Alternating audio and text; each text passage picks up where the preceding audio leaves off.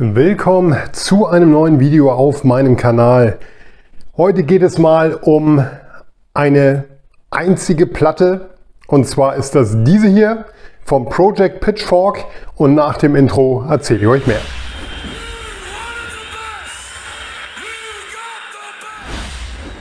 Falls ich mich ein bisschen komisch anhören sollte, liegt es daran, dass ich seit Dienstagabend erkältet bin, und das nicht zu knapp. Es wird langsam ein bisschen besser, aber ich bin immer noch angeschlagen. Deswegen seht es mir nach, dass ich irgendwie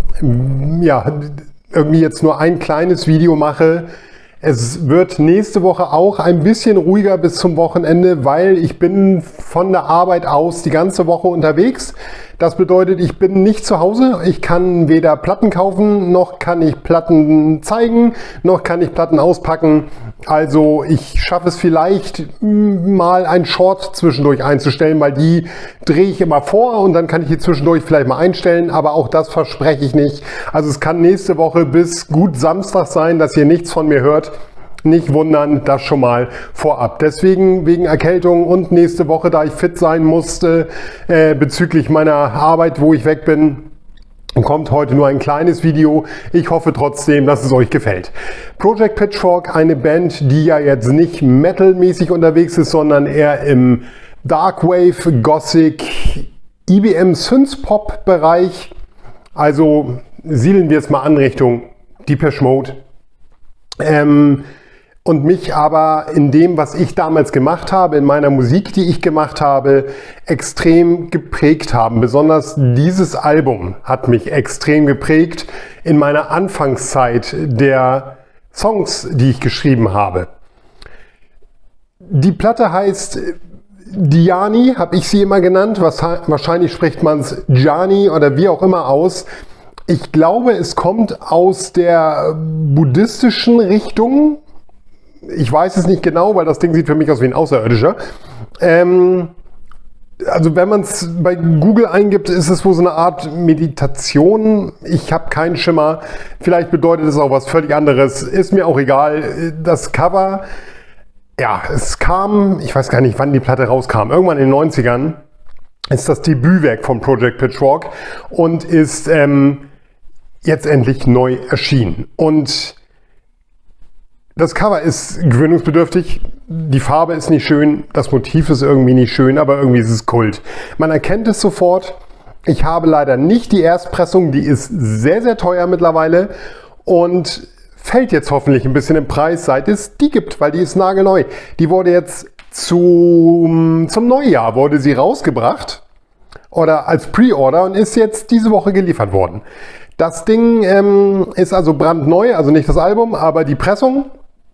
Und ich bin sehr, sehr froh, sie endlich zu haben. Mir fehlt jetzt noch die I.O., die Lambras und die Entities von Project Pitchfork, von den Alben, die ich wirklich feiere. Die neueren Sachen bin ich nicht mehr ganz so drin, weil der Stil sich ein bisschen gewandelt hat, hat mir nicht ganz so gefallen.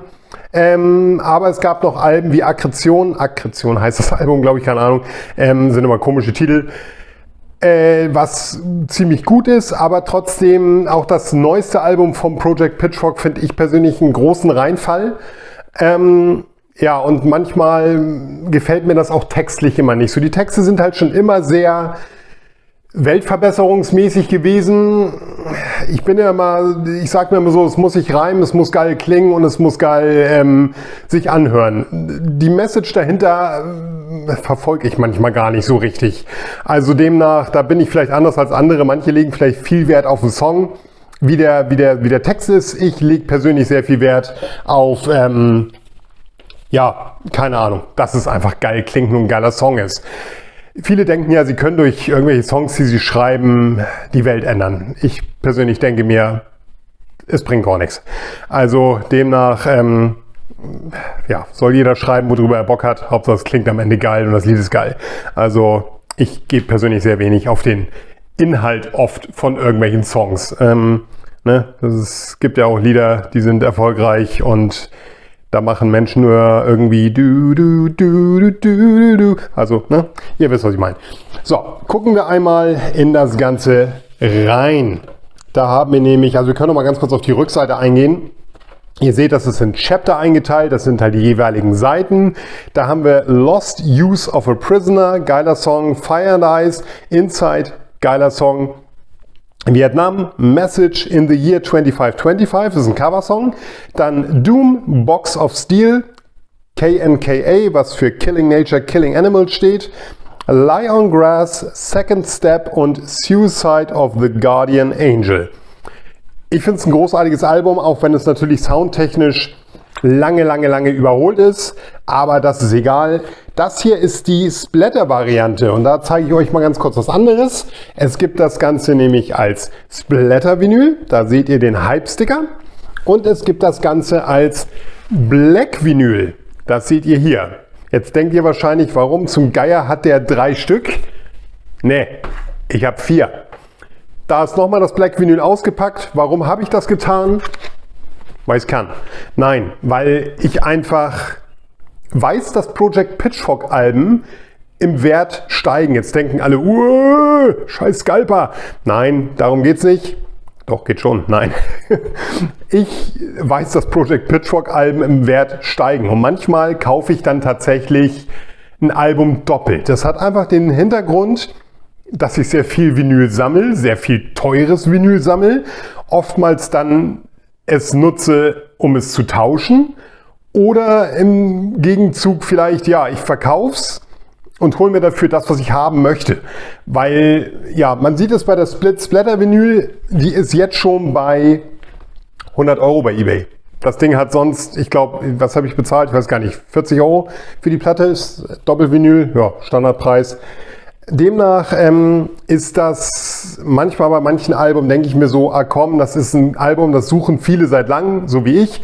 Das wird irgendwann im Wert steigen und dann packe ich mir eine Copy zur Seite.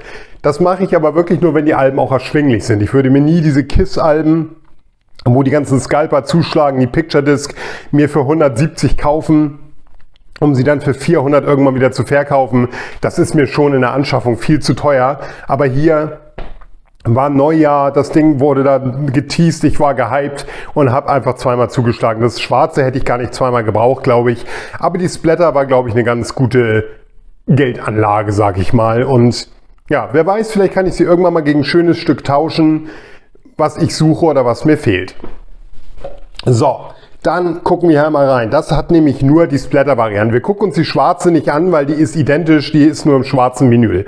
So, da seht ihr, this is to certify that you are now the owner of 35th Anniversary Vinyl Edition of Project Pitchforks Diani. Split Splatter Vinyl 356 von 500.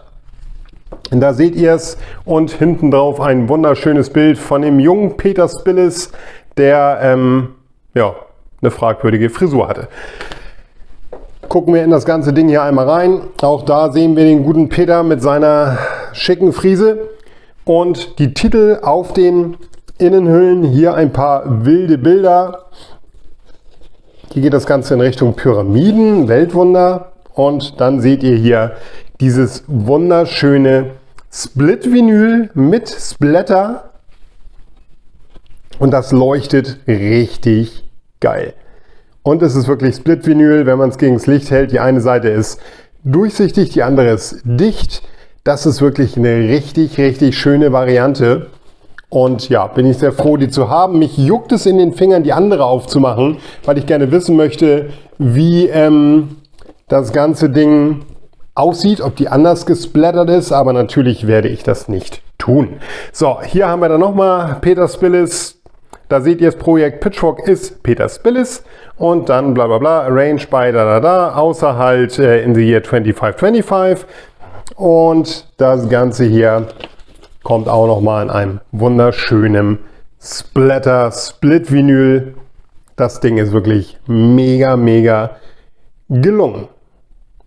Ja, schicke Scheibe, muss man echt sagen. Ich bin sehr angetan von dem Teil und bin froh, sie endlich zu haben, weil ja, ein Album, das mich musikalisch sehr geprägt hat, besonders auch die weiteren Alben von Project Pitchfork, die ja dann ja, Lambras, Entities und all sowas, Souls, der Song, waren alle Songs, die ich gefeiert habe damals, als ich in meiner ja, EBM, Synthpop, Darkwave Phase war. Und ich finde es heute noch geil. Es sind wirklich einfach Klassiker, die ja in der Form heute auch nicht mehr gemacht werden. Die Bands schaffen es alle nicht, an ihre guten alten Zeiten anzuknüpfen. Und ich finde, das ist wirklich in der Synthpop- und EBM-Szene eine ja, richtige Seuche, weil keine der Bands, die es da gibt, kommt annähernd an das ran, was sie gemacht haben. Ich finde, ein ganz starkes Beispiel ist hier Covenant. Covenant ist wirklich ein Schatten ihrer selbst, was sie als letztes gemacht haben. Das ist kaum anhörbar. Und Apoptygma Berserk, vom Erdboden verschluckt. Das letzte, was er gemacht hat, war kompletter Schrott. Also es ist einfach schade, dass so viele Bands, die früher wirklich großartig waren, heute nicht mehr annähernd das schaffen, was sie damals gemacht haben. Das sind ja so viele aus der Zeit. Omf, End One macht auch so gut wie gar nichts mehr irgendwie. Es ist schade. Alle ruhen sich nur noch auf ihren alten Sachen aus, anstatt mal wieder irgendwie was Neues, Geiles zu schaffen. Und wenn sie was Neues schaffen, ist es leider nicht mehr so kreativ und gut, wie es damals war. Der Einzige, der es immer noch ein bisschen hinbekommt, ist hier VMV Nation, obwohl auch da die neuen Alben mich nicht gecatcht haben. Da gibt es ja irgendwie zwei, ich glaube so ein schwarzes und ein weißes waren das, bin ich der Meinung. Und ja, die waren wirklich echt nicht gut. Und da könnte ich jetzt durch die Bank viele Bands rausholen, die heute einfach nicht mehr so gut sind. Leatherstrip zum Beispiel. Ich feiere die alten Sachen von Leatherstrip extrem. Wenn man die neuen Sachen hört, ist nicht gut. Wamscat genauso. Es sind eine Menge Bands, die damals ein Knaller waren und heute annähernd nicht mehr da rankommen. So, jetzt bin ich raus. Ich hoffe, das Video hat euch trotzdem gefallen, auch wenn es heute nicht um KISS ging. Und ja, nächste Woche nicht wundern, wenn es ein bisschen ruhiger wird. Ihr wisst warum, ich komme auf jeden Fall wieder und ja, lasst einen Daumen da, ein Abo da, einen Kommentar da und guckt gerne in meine Kanalmitgliedschaft, wenn ihr Bock habt, einen Vinyl-Army-Aufnäher auf eurer Kutte zu haben oder wenn ihr Bock habt, mich einfach zu unterstützen. Es gibt 2 Stufen, wer Interesse hat, also meinen Kanal zu unterstützen, freue ich mich sehr an alle, die es tun. Vielen, vielen Dank und ich bin raus. Keep on rockin'. Tschüss.